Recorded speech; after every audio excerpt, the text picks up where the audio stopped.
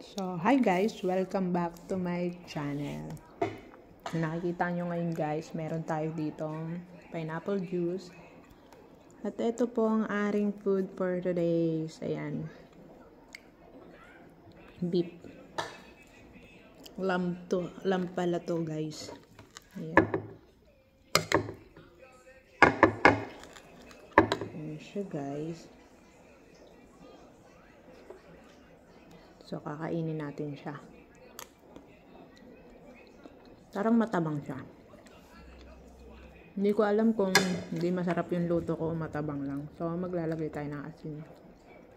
So, yan guys, naglagay po tayo ng asin. Medyo makalat yung aking plato guys. Kasi ganito po talaga ako pag kumakain. At saka kapag nilagay siya sa microwave. So, tumatalsik-talsik po itong katas-katas ng ating karne. Ayan guys, buti yung kanin ko hindi siya maputla today. Ayan.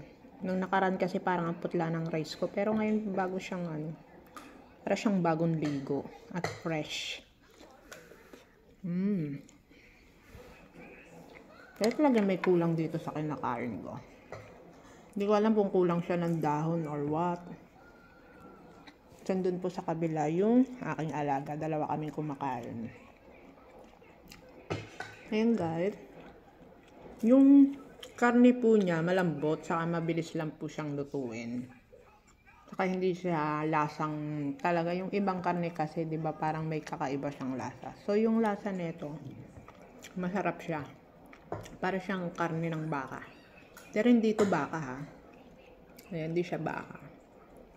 So, depende lang siguro kung paano mo siya lulutuin at kung anong spices na ilalagay mo para mas lalong, alam nyo yun, lumabas yung lasa ng karne.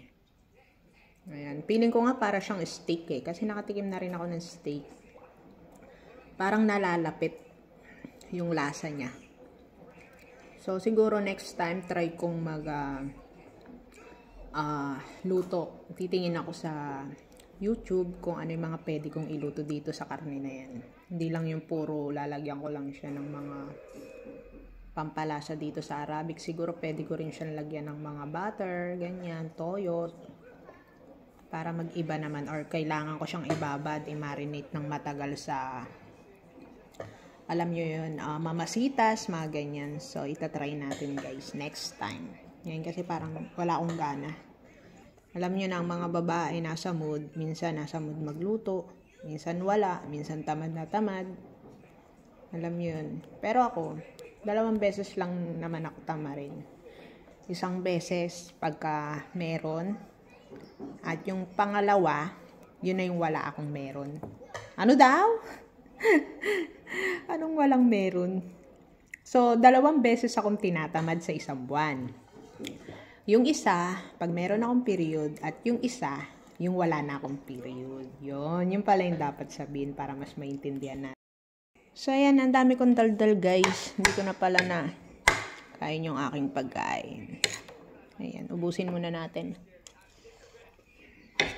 Ayan. So, wait lang guys.